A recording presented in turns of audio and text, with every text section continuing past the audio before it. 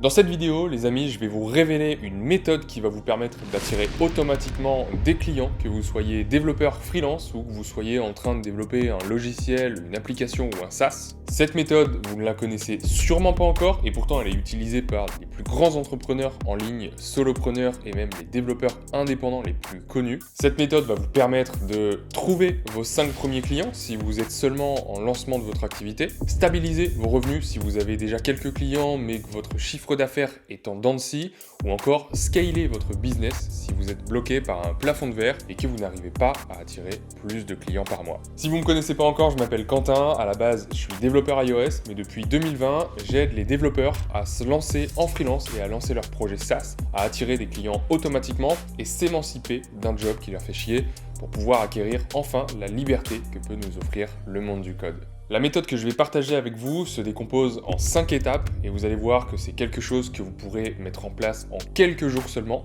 et qui va considérablement changer votre manière de prospecter et de trouver de nouveaux clients. Alors installez-vous confortablement, prenez un petit truc à boire et surtout de quoi noter et on commence tout de suite avec la première étape.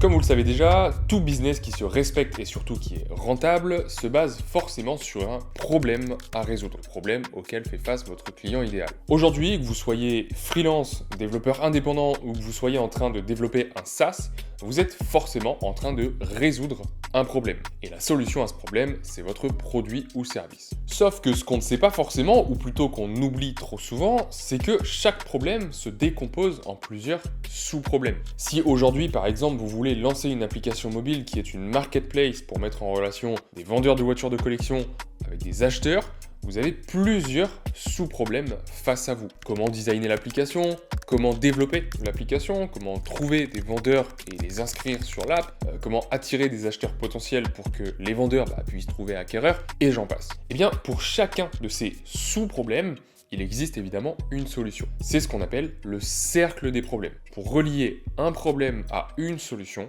on doit passer par plein de mini-problèmes intermédiaires qui ont chacun leur mini-solution. Et imaginons que ce que vous vendez, donc votre offre, se trouve ici. Donc la solution principale. La première étape, ça va être de déterminer le problème qui se trouve juste avant dans le cercle des problèmes. Si par exemple vous voulez aider les indépendants à gérer leur comptabilité, ces personnes-là peuvent faire face à une multitude d'obstacles. Ils manquent de temps, ils manquent de connaissances comptables, ils utilisent différents outils, aucun n'est connecté, rien n'est 100% à jour, et ils ont une tenue de livre de compte négligée. Ensuite, la deuxième étape, une fois que vous avez déterminé un ou plusieurs sous-problèmes que rencontre votre client cible pour atteindre le résultat que vous allez lui vendre, ça va être de chercher comment résoudre l'un de ces sous-problèmes qui survient juste avant le problème que vous résolvez. Si par exemple vous développez un logiciel de compta, toujours, alors avant même de pouvoir utiliser votre logiciel qui résout le problème de j'ai plein d'outils différents qui ne sont jamais 100% à jour, votre client il va devoir déjà maîtriser les règles de base de la compta pour pouvoir utiliser correctement votre logiciel. Donc vous allez devoir lui apporter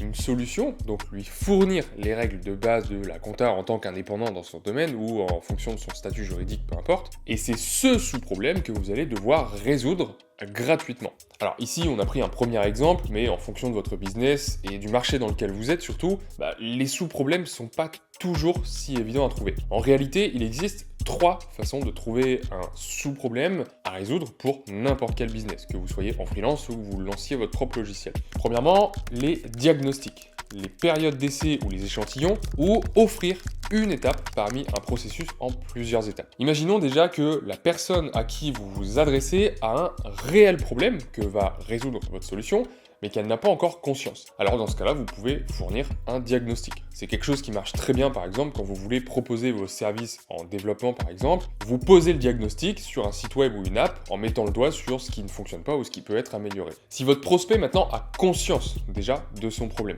dans ce cas-là, vous pouvez lui offrir une période d'essai ou un échantillon de votre produit gratuitement pour justement qu'il résolve une partie de son problème et qu'il ait envie de résoudre entièrement son problème au complet grâce à votre offre. Et troisième méthode, comme on le disait juste avant, si le problème de votre client peut se résoudre en plusieurs étapes, vous pouvez lui offrir la première étape de ce processus gratuitement. Par exemple, si vous voulez développer des applications mobiles pour un client, vous pouvez lui offrir une maquette ou des wireframes gratuitement pour aider le client à visualiser à quoi pourrait ressembler l'application. Un autre exemple sur les logiciels de comptabilité, vous pourriez très bien offrir par exemple la feature facturation, mais tout ce qui est analyse du chiffre d'affaires, des dépenses, etc., catégorisation, déclaration automatiquement à l'URSSAF, ça c'est les étapes suivantes pour gérer au mieux sa compta et vous pouvez les mettre évidemment en payant. Une fois que vous avez déterminé le sous-problème que vous souhaitez résoudre et du coup la solution que vous allez apporter, on va pouvoir passer à la troisième étape qui va être de déterminer comment délivrer cette solution. Et pour délivrer n'importe quelle solution, il existe que 4 catégories différentes: le logiciel, l'information, le service ou le produit physique. Bon, en vrai, le produit physique, comme nous, ce qu'on recherche, c'est avant tout la liberté géographique. On va le mettre un petit peu de côté, mais honnêtement, ça reste une piste intéressante à explorer. Le logiciel, premièrement, je vous apprends rien, c'est tout simplement un outil qu'on peut utiliser via son ordi ou son téléphone. Mais attention, souvent il y a une fausse croyance. Un logiciel, c'est pas forcément quelque chose que vous avez développé pendant des mois avec du code et des langages de programmation. Ça peut très bien être un tableur avec des automatisations, ça peut être un template ou un outil no-code. Ça fait très bien le taf en tant que logiciel. Ensuite, on a le produit d'information. Pour résoudre un sous-problème, vous pouvez aussi transmettre de l'information que votre client n'a pas encore. Donc par exemple, les règles de base sur la compta, ou encore des stats sur des performances d'un site web. Ça peut être par exemple des cours, une formation, une interview, une présentation, des erreurs à éviter ou encore des conseils. Voilà, là-dessus c'est quand même assez libre. Et pour finir, troisièmement, le service. Bon, ça c'est le plus classique, vous travaillez directement pour le client. Donc par exemple, ça peut être un audit, ça peut être une tâche précise que vous allez faire à sa place, etc., etc. Et à ce stade, vous avez votre idée de ce qu'on appelle un lead magnet, c'est-à-dire un produit qui va attirer des clients potentiels et que vous pourrez recontacter par la suite pour leur vendre votre offre principale. Maintenant qu'on a notre problème, qu'on lui a apporté une solution et qu'on sait sous quelle forme on va partager cette solution, on va devoir passer à la quatrième étape qui est de rendre cette solution la plus facile possible à consommer. Parce que même si votre solution est gratuite, ça ne veut pas dire que vos prospects la consommeront. Dans ma dernière vidéo que je vous remets juste ici, on parlait justement des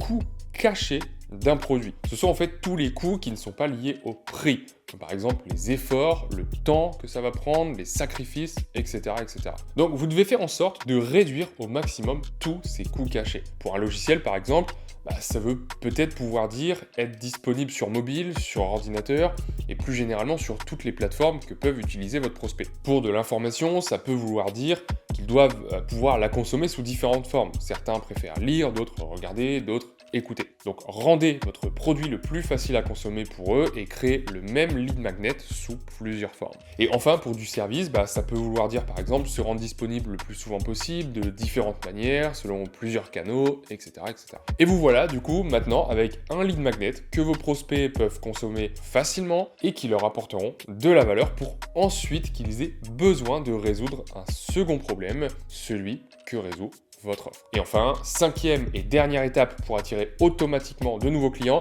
qui est probablement l'étape la plus importante de toutes, sans laquelle tout le travail qui a été effectué précédemment n'aurait aucune valeur, c'est de faire en sorte que vos leads sachent exactement quoi faire après avoir consommé votre lead magnet. Autrement dit, expliquez-leur clairement ce qu'ils doivent faire pour résoudre leur prochain problème, c'est-à-dire adhérer à votre offre. Parce que oui, si vous avez bien suivi la méthode, à la fin du lead magnet, votre prospect se retrouvera à avoir résolu son premier problème, mais comme un problème en amène un autre, il aura besoin d'en résoudre un nouveau. Et ce nouveau problème, il peut justement être résolu par votre principale, celle que cette fois-ci, vous allez faire payer. Donc à la fin de votre lead magnet, vous devez expliquer concrètement comment il doit faire pour avoir accès à votre offre. Est-ce que c'est vous envoyer un mail à telle adresse? Est-ce que c'est replanifier un rendez-vous si vous êtes déjà au téléphone avec eux?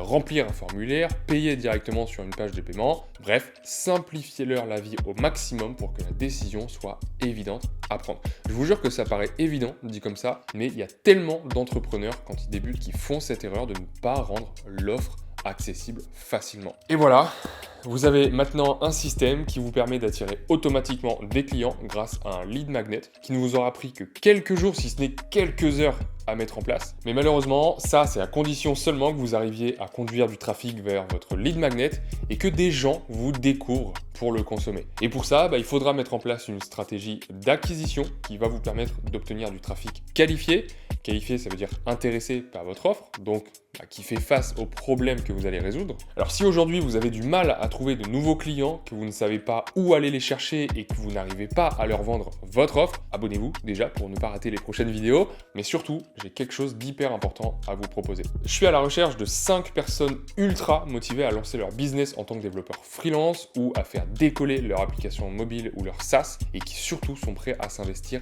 maintenant. Si tu te retrouves dans cette description, alors j'aimerais beaucoup échanger avec toi, te partager mes meilleurs conseils qui t'aideront à atteindre ces résultats le plus vite possible. Alors regarde dans la description, je t'ai mis un lien vers un formulaire que tu peux remplir et si je considère que tu es la bonne personne et que moi réellement je peux t'aider à faire décoller ton business, alors je te proposerai qu'on échange un peu plus longuement sur le sujet. Ah oui, et puis c'est gratuit évidemment.